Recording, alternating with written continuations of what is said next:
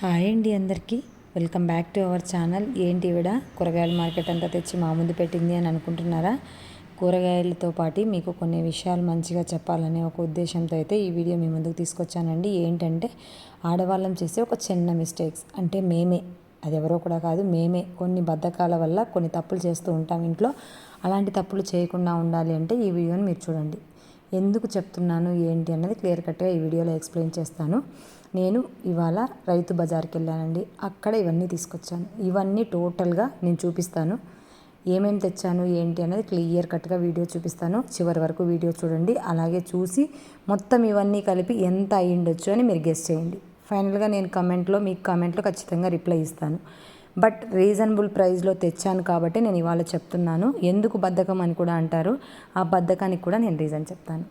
చాలామంది ఆడవాళ్ళు లేజీగా ఉండడం వల్ల, మళ్ళీ ఎక్కువ సోషల్ మీడియా వచ్చిన తర్వాత జనాలు ఈ ఫోన్స్కి అడిక్ట్ అయిపోయి ఎక్కడికైనా బజారుకు రమ్మన్నా కూడా ఏం అవసరం లేదులే, ఇంటి ముందరికే బండి వస్తుంది, మళ్ళీ తీసుకోవచ్చులే ఫ్రెష్గా కూరగాయలు అని మార్కెట్కి వెళ్ళేకి ఓపిక లేక ఇంటి దగ్గరికి వచ్చినప్పుడు కొనుక్కోవచ్చులే అంటారు. కానీ ఒక టమాటాలు ఇంటి దగ్గర కొంటే డబల్ ప్రైస్ ఉంటుంది. అదే మార్కెట్కి వెళ్ళి కొంటే, ఇప్పుడు సపోజ్ టమాటాలు ఒక 30 రూపీస్ ఉన్నాయనుకోండి మార్కెట్లో, మినిమం ఇక్కడ 40 నుంచి 45 రూపీస్, అంటే 15 రూపీస్ ప్రాఫిట్ పెట్టుకునే వాళ్ళు అమ్ముతారు. అంటే మనం అక్కడ 15 రూపీస్. అలా మనం రోజుకి కనీసం ఒక టమాటాలతో మనకు పని జరగదు. టమాటాతో పాటు ఏదో ఒక వెజిటేబుల్ ఉండాలి. అంటే బెండకాయ, సపోజ్ మటికాయ, బెండకాయ, గోరుచిక్కుడు, చిక్కుళ్ళు, ఇలా ఏదో ఒకటి అయితే సపోజ్ కావాలి. ఆలుగడ్డలు సపోజ్ ఒక 40 రూపీస్ ఉన్నాయనుకోండి, ఇక్కడ వాళ్ళు 60 రూపీస్ అమ్ముతారు. అంటే 20 రూపీస్ వాళ్ళకి ప్రాఫిట్ అనమాట. ఎందుకంటే వాళ్ళు కష్టపడుతున్నారు, అది వాళ్ళ ఇది. బట్ మనం సేవింగ్స్ ఎలా చేసుకోవాలి? మనం కొంచెం టైం స్పెండ్ చేసి ఒక 1 అవర్ మార్కెట్ మొత్తం తిరిగామనుకోండి, అక్కడ మార్కెట్లో కూడా కొంతమందికి హెల్ప్ చేసే వాళ్ళం అవుతాం. ఎందుకంటే అది రైతు మార్కెట్. రైతుకు మద్దతు ధర ఎవరూ కల్పించడం లేదు ఇప్పుడు సిచ్యువేషన్స్లో. మనం రైతు దగ్గరికి వెళ్ళి కొనుక్కుందాం, అప్పుడు మనకు ప్రాఫిట్ ఉంటుంది, రైతు హ్యాపీగా ఉంటాడు. ఇది ఒక్కటి థింక్ చేయండి. మన ఓపిక నశించిపోవడం వల్ల చాలామంది లేడీసు ఇంటి దగ్గరికి వచ్చిన బండి దగ్గర కొనుక్కుందాంలే అని ఆలోచిస్తున్నారు. బట్ మనము బజార్కి వెళ్ళి కొనుక్కోవడం వల్ల, సపోజ్ మనము 500కి కొనే వెజిటేబుల్స్ అక్కడ కనీసము 150-200 వరకన్నా ప్రాఫిట్ చేయగలుగుతారు మీరు. ఇలా చిన్న చిన్న సేవింగ్స్ చేసుకోవచ్చు మనం. గ్యాస్ను కూడా మనం కొన్నిసార్లు పాలు పెట్టి పొంగబెట్టుకోవడము, అది అలాగే మరుగుతూ ఉంటుందిలే అని పెద్ద గిన్నెలో పోసి పెట్టడం, ఇలా చిన్న చిన్న టిప్స్ చేయడం వల్ల అలాంటి సేవింగ్స్ అనేటివి కొన్ని చేసుకోవడం మంచిది అని నా ఉద్దేశంతో నేను చెప్తున్నానండి. ఎవరు కూడా తప్పుగా ఉద్దేశించి మాత్రం కాదండి. ఇవన్నీ నేను ఆల్మోస్ట్ చాలా దగ్గర 10-15 ఐటమ్స్ వరకు తెచ్చాను. ఇవన్నీ ఎంత ఉండొచ్చు? అన్ని నిమ్మకాయలు అయితే ఒక సిటీలో అయితే ఎంత అయి ఉండొచ్చు? ఇప్పుడు నేను తెచ్చిన దగ్గర ఎంత? ఈచ్ అండ్ ఎవ్రీ వన్ నేను ఇక్కడ చెప్పాలి అనుకున్నాను, బట్ చెప్పట్లా. ఎందుకంటే ఇది అందరికీ తెలియాల్సిన వీడియో. ఏంది ఈమె కూరగాయల బజార్ తెచ్చి మాకు వీడియో పెట్టింది అని మాత్రం అనుకోకండి ప్లీజ్. నేను చెప్పేది ఒక్కటే ఆలోచించండి. ఇంట్లో ఆడవాళ్ళము చాలా లేజీగానే ఉంటాము, కానీ పని ఎక్కువ ఉంటుంది ఆడవాళ్ళకి, కాదని చెప్పట్లేదు నేను.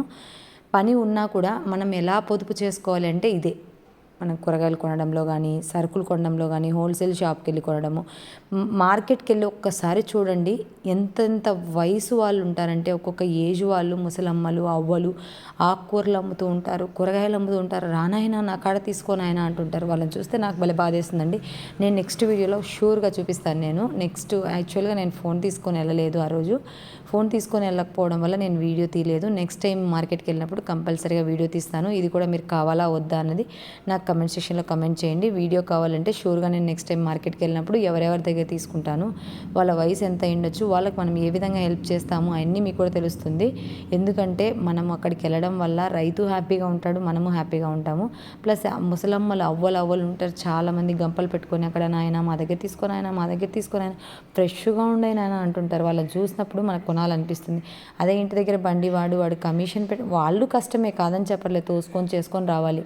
బట్ మనం అక్కడికి వెళ్ళడం వల్ల రైతుకు కొంచెం ఇదేంటంటే వీళ్ళు ఒకరి దగ్గర నుంచి ఒకరు బయ్యర్స్ అనమాట. బట్ అక్కడ డైరెక్ట్ రైతుల దగ్గర తీసుకుంటాం మనం. అది అక్కడ రైతుకు మనం కొంచెమన్నా మంచి చేసిన వాళ్ళం అవుతాము. అలాగే మనకు కూడా కొంచెం మంచి జరుగుతుంది.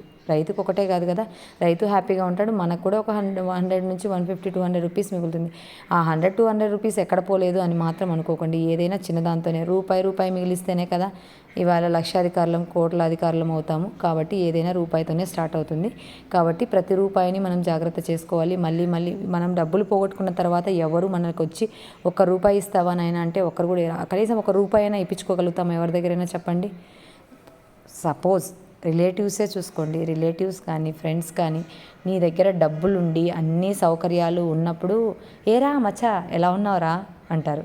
అదే నీ దగ్గర డబ్బులు లేదు, నువ్వు ఏ రూపాయి ఖర్చు పెట్టడం లేదు అంటే నిన్ను కన్నెత్తి కూడా చూడరు. చూసారుగా ఇవన్నీ ఎంత అవుతాయో కామెంట్ సెక్షన్లో కామెంట్ చేయండి. నచ్చితే లైక్ చేసి సబ్స్క్రైబ్ చేయండి.